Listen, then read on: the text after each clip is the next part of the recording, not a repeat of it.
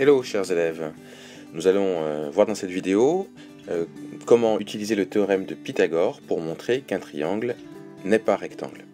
Alors vous avez un triangle TRI, donc il a l'air rectangle mais on ne sait pas s'il l'est, on connaît toutes les longueurs, RT 4, TI 3 et RI ça fait 2.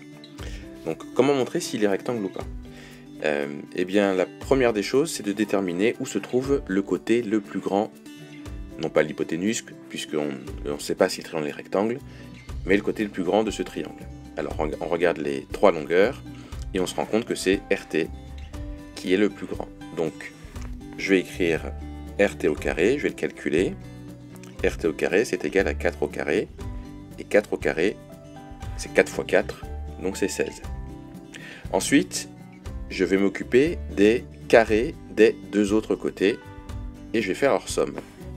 Donc je vais écrire RI au carré plus RT au carré, plus IT au carré, pardon. On va effacer ça.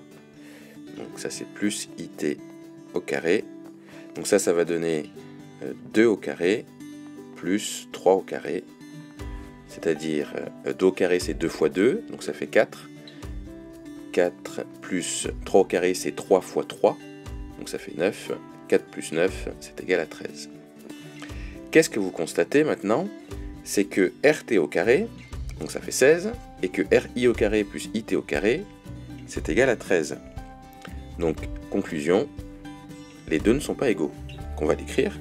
Donc, RT au carré est différent de RI au carré plus IT au carré. Et donc là, on peut en déduire, d'après le théorème de Pythagore, que le triangle n'est pas rectangle. Voilà. Donc d'après le théorème de Pythagore, le triangle, donc RIT, n'est pas rectangle. Voilà. Donc vous voyez, c'est entre guillemets, on utilise le théorème de Pythagore, mais un petit peu à l'envers.